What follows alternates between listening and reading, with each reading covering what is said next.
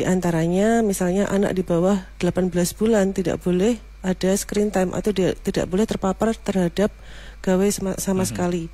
Kemudian 18 sampai 2 tahun itu hanya terpapar diberikan waktu screen time 1 jam per hari. Seperti itu. Jadi ada idealnya ya. Betul. Anak itu ada dosisnya. Dosisnya. Ya.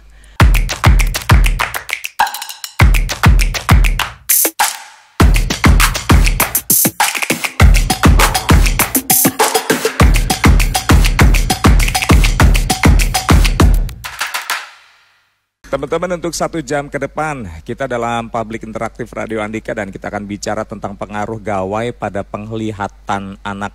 Sudah hadir dari RSKK, ada Dr. Aran Trinita, spesialis mata. Dokter, selamat pagi. Pagi Pak Andi. Iya, Selamat ini pagi. saya lebih akrabnya dipanggil Dokter Nita gitu ya. Boleh. Dokter, kalau kita bicara mata ini kan memang sesuatu yang ada yang mengatakan bahwa mata ini jendela dunia gitu ya. Kalau mata kita terganggu itu rasanya udah gelap dunia semuanya. Betul. Nah, kita bicara tentang gawai pada penglihatan anak.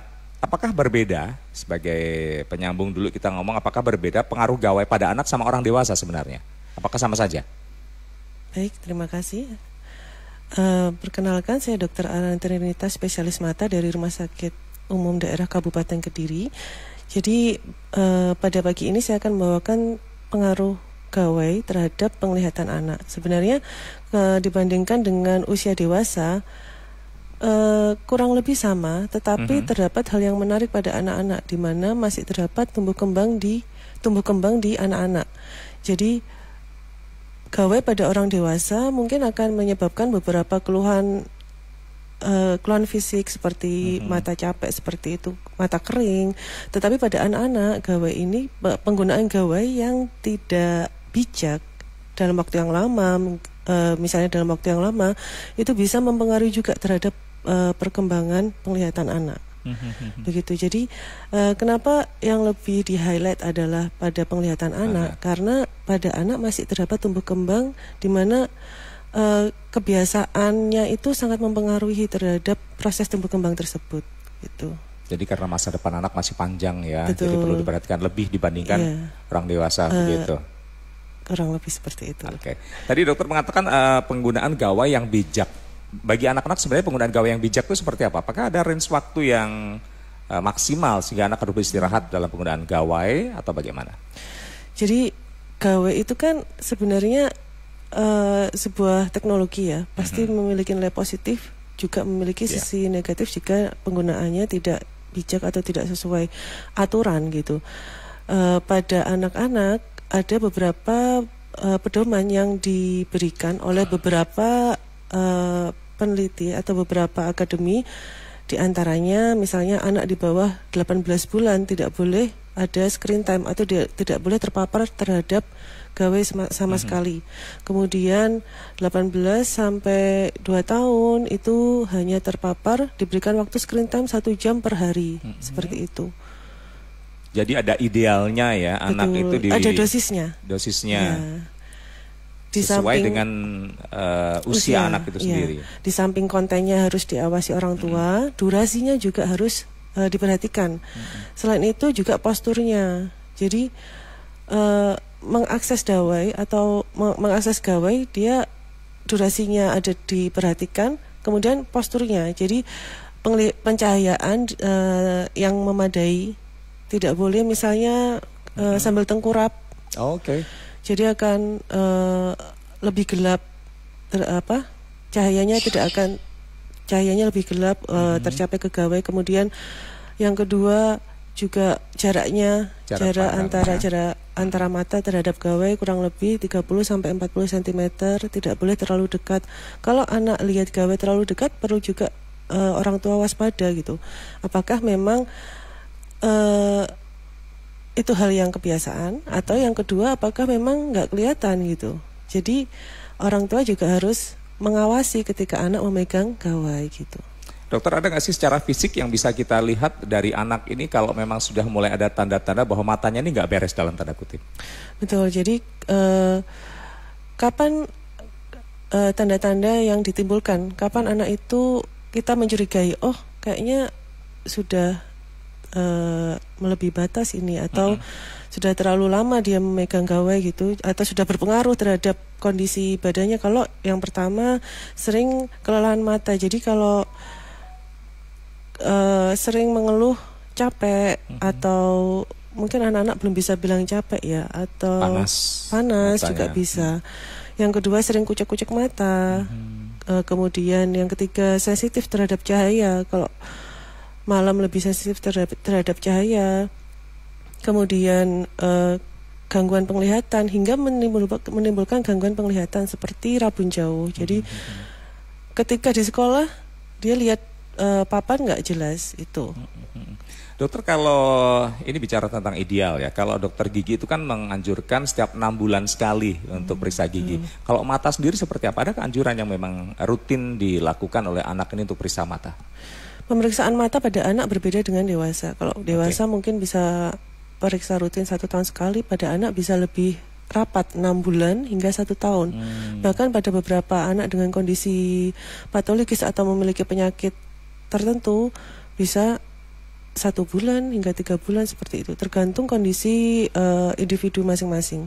Tetapi secara umum pada tahap tumbuh kembang, kontrol pemeriksaan mata pada anak-anak lebih baik dilakukan setiap 6 bulan sekali. Sama berarti ya, 6 bulan sekali. Betul. Geser ke Anto. Ada 2 pertanyaan, Pak Dian di Jombang. Anaknya setiap hari melihat HP, efek apa yang akan ditimbulkan ke depan? Kemudian Pak Yoni di Mojoroto, Kota Kediri, apakah dengan minum vitamin mata pada anak bisa membantu mengurangi keluhan mata? 2 pertanyaan tadi dokter. Yang pertama Pak Dian di Jombang, anaknya setiap hari melihat handphone. Efek apa yang akan ditimbulkan? Itu yang pertama, monggo bisa dijawab dulu. Terima kasih atas pertanyaannya Bapak Dian di Jombang. Yang pertama,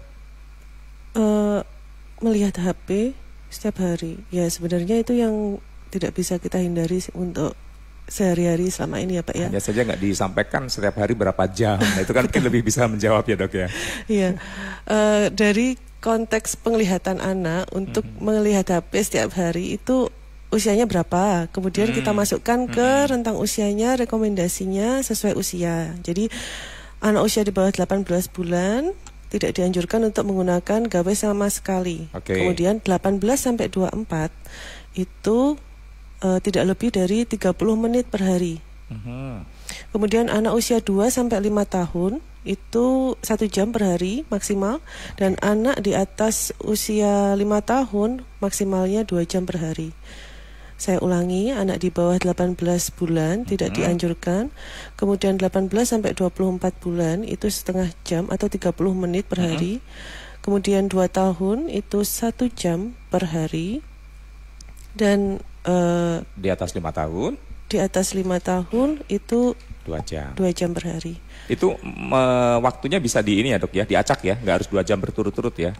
Nah, untuk waktunya dianjurkan bertahap, jadi tidak 2 jam langsung dalam satu periode. Jadi misalnya pagi 30 menit, kemudian siang 1 jam, malam 30 menit. Kenapa malam harus lebih sedikit? Karena anak-anak harus istirahat. Kemudian selain waktu, postur tubuh juga harus diperhitungkan. Jaraknya 30 sampai 40 cm dari layar gawai. Dan yang ketiga, anak diberikan waktu rutin untuk melakukan aktivitas di luar atau outdoor activity minimal 20 menit minimal 4 kali 20 menit dalam 1 minggu. Jadi 4 kali 20 menit dalam 1 minggu. Jadi karena anak-anak yang memegang gawai itu cenderung untuk tidak bergerak dan berada di dalam rumah, maka metabolismenya juga akan lebih tidak sebaik pada dibandingkan anak-anak yang punya aktivitas di luar ruangan gitu.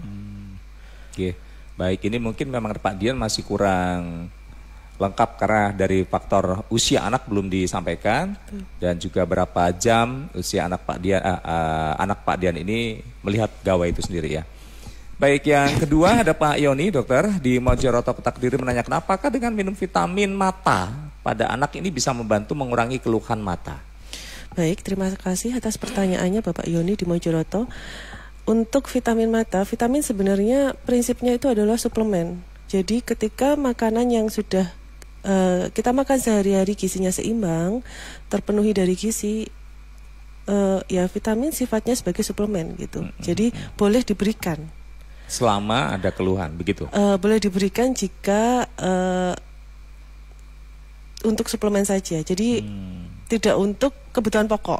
Bukan pengobatan ya? Iya betul. Oke. Baik. Selama makanannya seimbang, gizinya seimbang, kemudian aktivitasnya juga baik, melakukan olahraga, suplemen tidak perlu. Boleh, tidak perlu.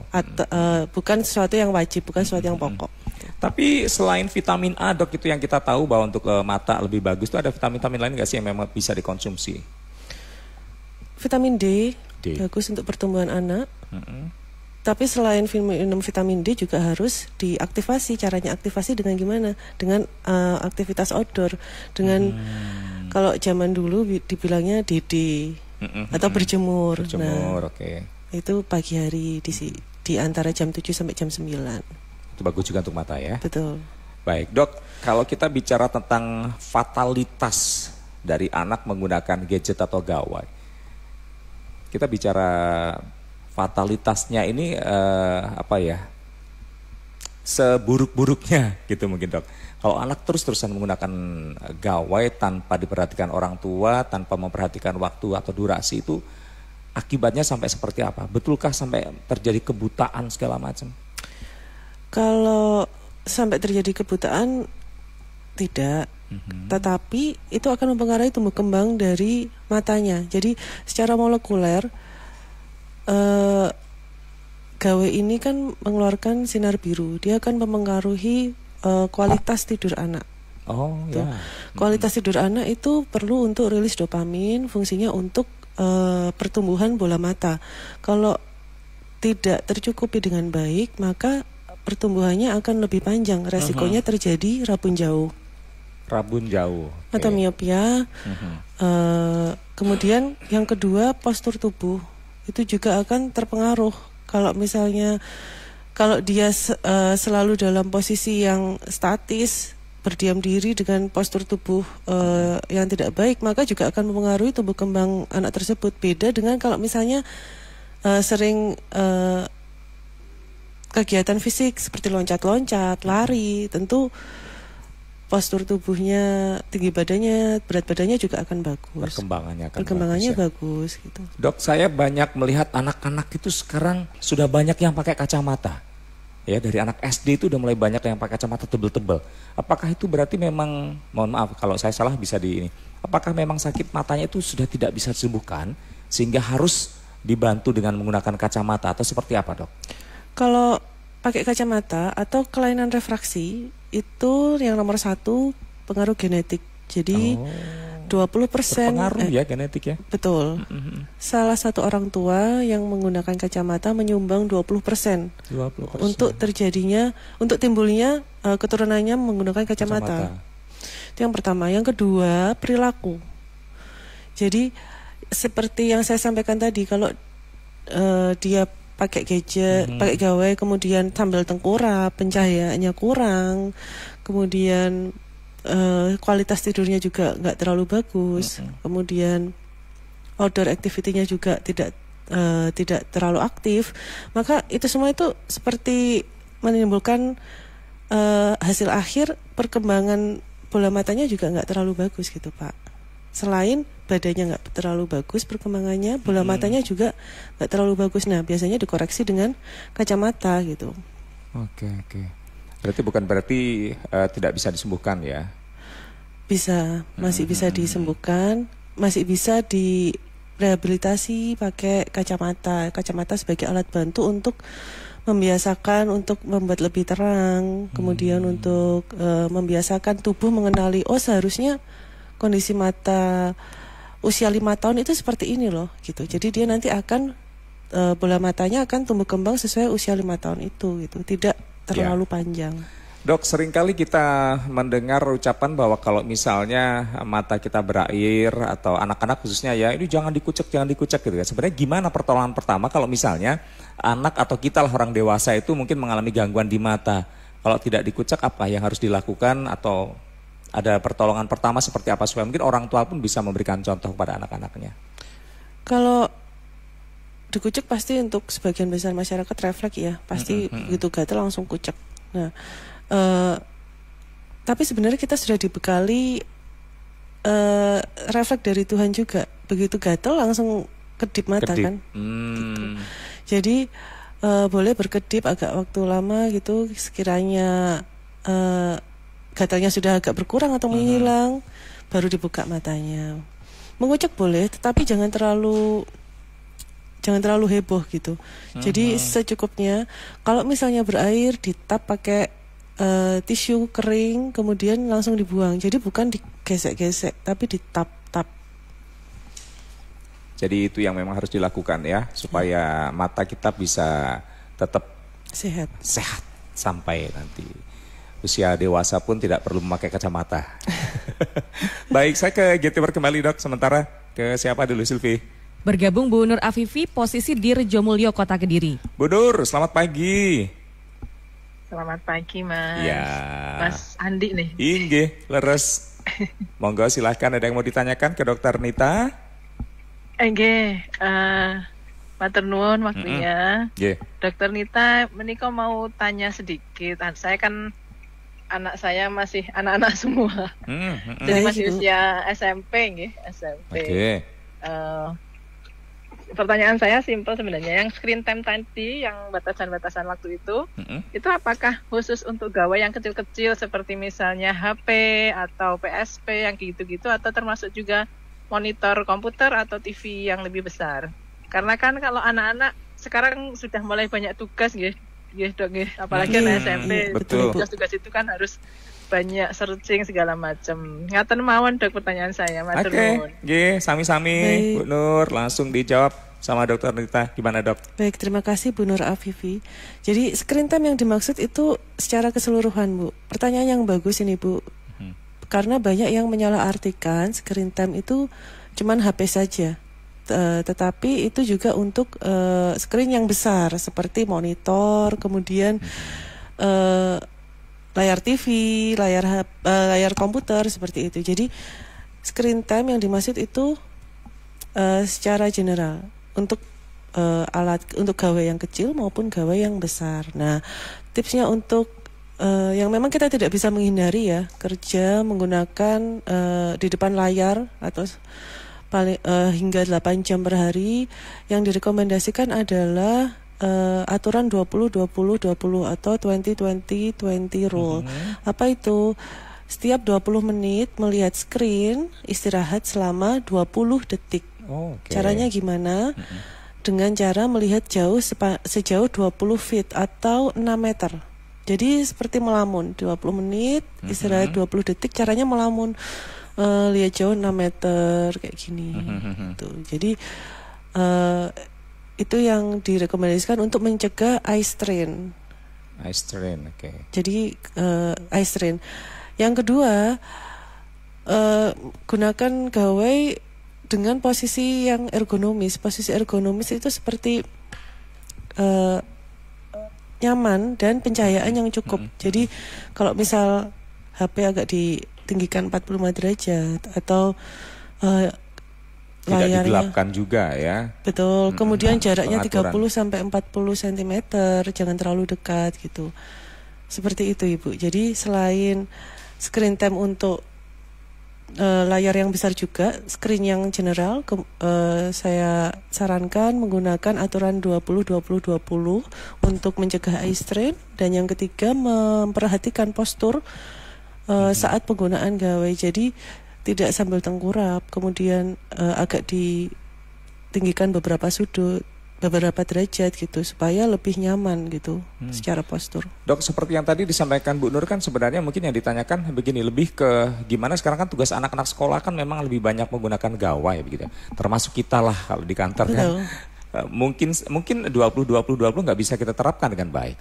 Apakah mungkin ada solusi lain? Apakah memang dengan menggunakan kacamata, dan kacamata yang seperti apa yang bisa membantu kita untuk bisa menangkap layar itu lebih dari 20? Jadi kita nggak bisa melakukan rumus 20-20-20 itu tadi. Kalau Kalau 20-20-20 itu tujuannya untuk eye strain-nya. Jadi biar nggak terlalu tegang, Pak. Oke.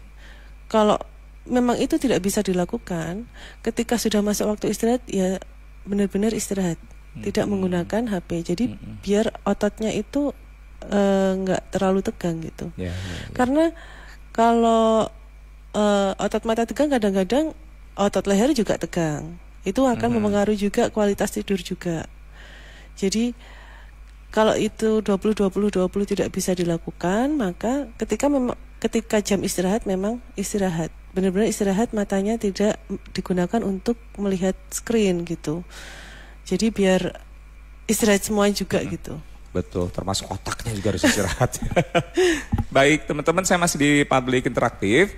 Monggo, Bapak Ibu semuanya, karena kita memang spesifikasi bicara tentang kepenglihatan anak ya, pengaruh gawai. Saya ke gatekeeper dulu. Pak Roni di Tulung Agung menanyakan anaknya lebih banyak menggunakan HP untuk kebutuhan sekolah. Apakah dengan menggunakan kacamata anti radiasi itu bisa mengurangi kelainan pada mata? Kemudian Bu Sulis di Pare Kediri, anaknya umur 12 tahun, matanya sudah mulai buram saat membaca tulisan. Apa yang harus dilakukan untuk mengobati? Baik. Kita langsung ke Dokter Nita. Pertanyaan pertama dari Pak Roni di Tulung Agung tadi. Anaknya lebih banyak menggunakan handphone, kebutuhan sekolah lagi-lagi ini ya. Apakah dengan menggunakan kacamata anti radiasi ini bisa mengurangi kelainan pada mata? Sesuatu yang tidak bisa kita hindari memang gawai terhadap kehidupan sehari-hari. Jadi untuk kacamata anti radiasi boleh digunakan karena dia menyaring filter birunya itu. Jadi kenapa filter biru itu, kenapa sinar biru itu harus disaring atau difilter? Karena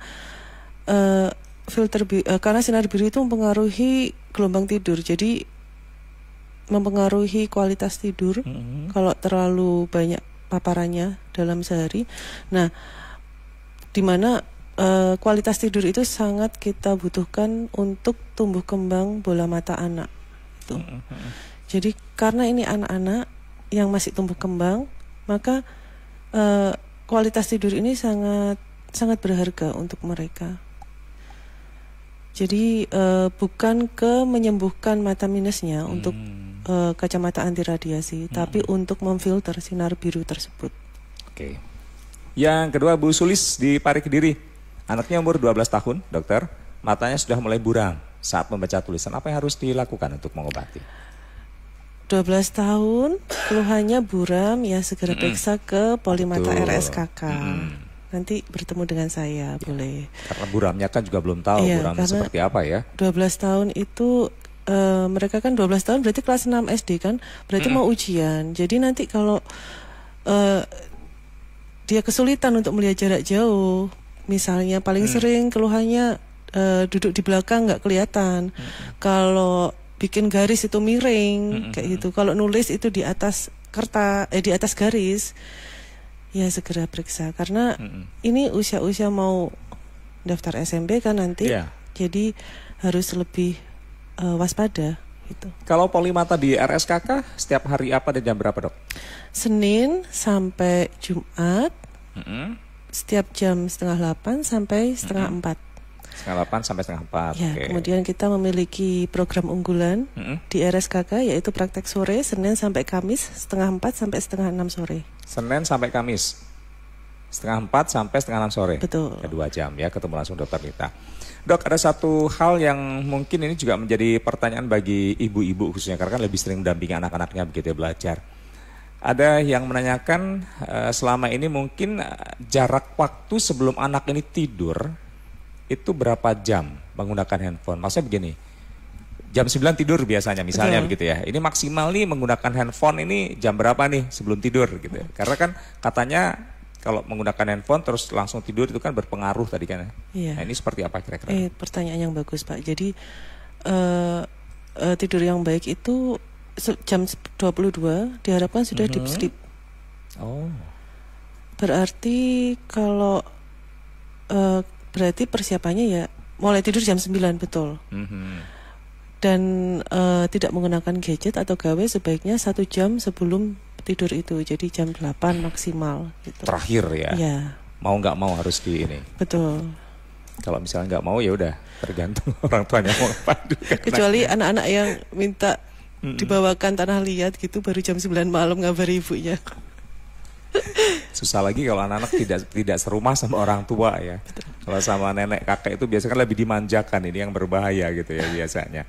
Bicara tentang pengaruh gawai pada penglihatan anak, sudah banyak hal yang disampaikan oleh Dr. Nita dan juga banyak pertanyaan yang disampaikan teman-teman berkaitan dengan kesehatan mata khususnya pada anak-anak, dan tadi sudah disampaikan screen time juga ya dok ya, bagaimana anak ini mulai dari usia 0 atau 18 bulan ke bawah sampai 5 tahun ke atas. Nah dok, pengaruh dari mata sendiri ini kan banyak sekali yang dikeluhkan oleh masyarakat juga berkaitan dengan bagaimana cara menjaga mata dengan baik. Khususnya kalau menjaga mata itu juga pengennya sampai usia-usia ini, nggak tahu apakah memang kalau udah usia senja itu memang harus dibantu dengan kacamata. Tapi bagaimana dok tipsnya supaya mata itu tetap sehat? Tips untuk mata tetap sehat yang nomor 1 adalah makan dengan gizi yang seimbang. Itu jadi beberapa kelainan mata bisa disebabkan karena kekurangan atau defisiensi dari beberapa zat yang bisa didapatkan dari makanan sebenarnya. Tuh. Kemudian yang kedua, olahraga. Sebenarnya apa sih pengaruh olahraga ke kesehatan mata gitu. Jadi tidak secara spesifik ke kesehatan mata sendiri, tetapi olahraga itu secara general untuk kesehatan seluruh tubuh. Metabolisme orang yang olahraganya lebih sering dibandingkan yang tidak terlalu sering itu tentu saja berbeda gitu. Berpengaruh di mata juga ya? Iya. Oh, oke. Baru tahu saya. Kemudian yang ketiga, lebih waspada terhadap keluhan mata. Jadi jangan menyepelekan hal-hal yang terjadi pada mata. Misalnya kayak kilatan cahaya. Kilatan cahaya itu udah nggak apa-apa, nggak masalah gitu kan. Tapi nggak, sebenarnya kilatan cahaya itu adalah salah satu tanda yang bisa berbahaya gitu. Oke. Gitu. Kemudian yang paling sering juga ya pada anak-anak, sesuai dengan usia, pada anak-anak kalau lihat jauh kabur. Kemudian ada juga anak-anak yang sering mengeluhkan matanya sering berkedip-kedip gitu. Bisa jadi karena memang screen time yang terlalu panjang, atau mungkin karena kelainan kelopak bulu matanya masuk melipat ke dalam sehingga lebih sensitif. Kemudian sering berkedip, sering mengucek gitu. Jadi hal-hal yang seperti sesederhana keluhan sering berkedip pada anak itu bisa banyak kemungkinan gitu Pak. Ya, gitu. ya. Terus ya kalau usia remaja misalnya, ya paling sering gangguan untuk melihat jauh, pandangannya kabur seperti itu. Kalau usia tua ada keluhan lain, pandangannya kabur seperti berkabut, itu keluhan yang paling sering diutarakan pada penderita katarak. Jadi harus waspada atau aware terhadap keluhan yang ditimbulkan tubuh. Oke, baik. Ada satu penelpon dok, kita terima dulu, Silvi. Bergabung Pak Edi Susilo, posisi di Jimbun Kandat Kediri. Pak Edi, selamat pagi. Halo, selamat pagi. Iya, monggo silakan Pak Edi. Oke, saya mau tanya nih. Selamat pagi dokter. Selamat pagi saya mau Pak tanya. Edi. Iya. Dok, kalau dibandingkan dengan bekerja menggunakan mikroskop, itu lebih parah mana ya antara monitor itu dengan gawai dengan mikroskop itu terhadap mata? Soalnya dulu saya bekerja itu ya menggunakan layar monitor, ya pakai mikroskop untuk inspeksi. Itu yang saya rasakan lebih cepat lelah kalau setelah menggunakan mikroskop dibandingkan dengan monitor itu. Jadi yang saya tanyakan dampaknya antara gawai dengan mikroskop itu lebih parah mana? Dia ke sebentar Pak Edi, saya menanyakan. Mikroskopnya ini mikroskop direct secara langsung atau mikroskop yang dilihat lewat layar? Mikroskop yang langsung diinspek langsung pakai mata.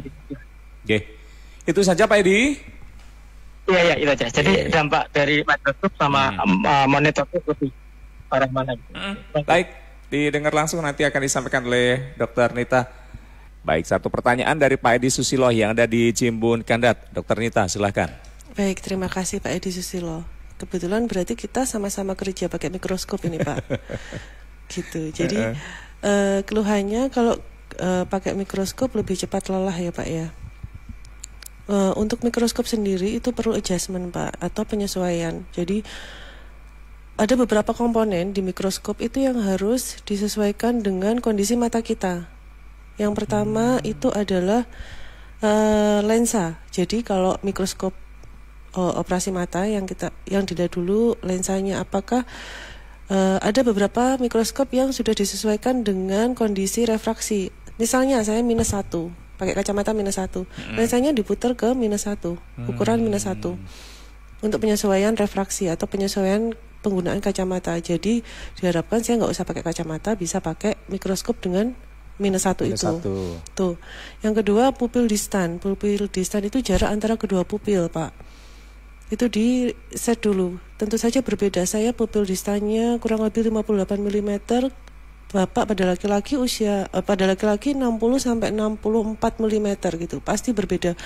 Kalau saya pakai pupil distan, mau pakai mikroskop dengan yang setelah Bapak pakai, misalnya pupil distannya 64, sementara saya 58, pasti nggak enak.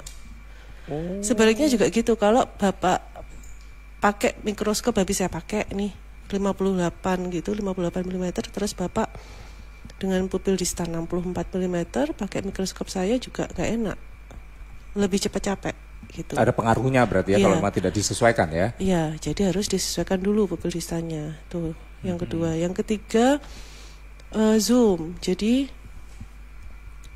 zoom sama fokusnya juga disesuaikan. Itu yang akan mempengaruhi matanya cepat lelah atau enggak. Terus yang terakhir juga adalah postur. Jadi antara tinggi objek dengan tingginya tinggi kita dengan tingginya mikroskop itu harus disesuaikan. Jadi ketika kita mengoperasikan mikroskop itu dengan posisi yang enak, dengan postur yang enak, sehingga tidak cepat lelah, harapannya seperti itu.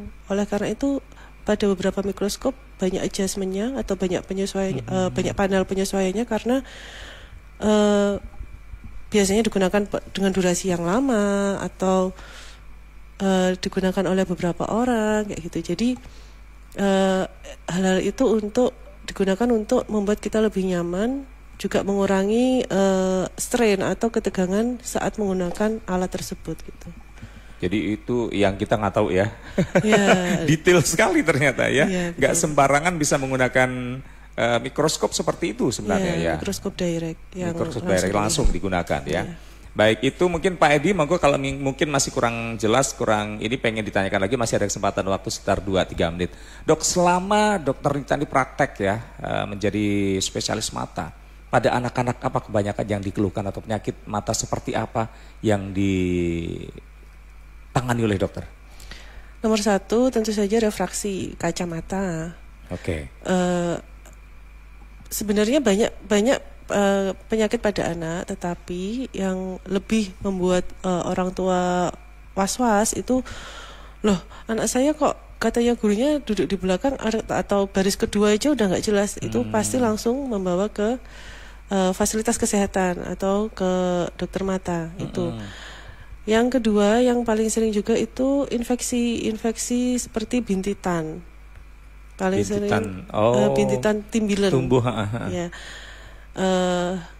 Terlalu banyak makan kacang atau protein yang dia sensitif, atau sedang infeksi seperti itu. Terus yang ketiga, infeksi juga mata merah. Temennya satu sekolah ada yang mata merah bloboen gitu, nular ke anaknya. Terus habis itu ya itu paling sering yang kita temui di praktek sehari-hari, refraksi atau rabun, kelainan melihat rabun jauh paling sering. Yang kedua bintitan, yang ketiga yang mata merah seperti belean itu. Nular ya itu dok ya ternyata. Ada beberapa jenis belean yang memang nular, virus, karena viral konjungtivitis. Jadi temannya batuk pilek, terus belean. Teman satu bangkunya tertular, sering seperti itu. Baik, Dokter, terakhir apa yang ingin disampaikan oleh dokter untuk masyarakat khususnya untuk orang tua yang punya anak-anak berkaitan dengan mata? Baik, berkaitan dengan tema kita hari ini, gawai pada penglihatan anak, gawai juga merupakan akses terhadap dunia luar. Memberikan informasi juga itu sangat bermanfaat untuk kehidupan sehari-hari, dan di kehidupan sehari-hari pun kita tidak terlepas juga dari gawai, tetapi perlu diingat bahwa gawai atau smartphone seperti itu bukan alat entertain, jadi dipergunakan se-efektif mungkin, bukan untuk pada anak-anak, bukan untuk entertain. Sebijak mungkin ya. Sebijak mungkin. Dianjurkan untuk memberikan aktivitas yang rutin. Jadi seperti jam segini, misalnya pagi bangun tidur, kemudian segera ke sekolah, siang istirahat, kemudian baca buku. Jadi dibiasakan untuk pekerjaan rutin supaya anak-anak tidak, aduh kok nganggur ya, HP-nan aja, nge-game aja gitu. Terus yang ketiga, menggunakan gawai dengan bijak, dan yang terakhir adalah yang paling penting outdoor activity. Jadi kegiatan fisik di luar ruangan itu sangat penting untuk tumbuh kembang, terutama penglihatan anak juga. Itu sangat berpengaruh. Dan benar ya dok, kalau misalnya bangun tidur pegang handphone langsung itu sebenarnya nggak bagus ya? Iya. Untuk perkembangan mata? Kurang lebih seperti itu. Iya. Baik. Kalau ada kendala tentang mata berkaitan dengan anak, teman-teman monggo silakan konsultasi datang langsung dengan Dr. Aran Trinita, spesialis mata Dr. Nita di RSKK. Buka praktek dari Senin sampai Jumat setengah 8 pagi sampai setengah 4 sore. Layanan sore itu Senin sampai Kamis setengah 4 sampai setengah 6 sore. Betul. Dokter, terima kasih ilmunya dan sama-sama, bermanfaat Bapak. bagi teman-teman yang mendengarkan, dan yang konsultasi pun bisa nanti segera menindaklanjuti datang ke RSKK. Baik, terima Selamat kasih. pagi dok. Sampai di sini teman-teman untuk publik interaktif bersama Dr. Aran Trinita, spesialis mata dari RSKK.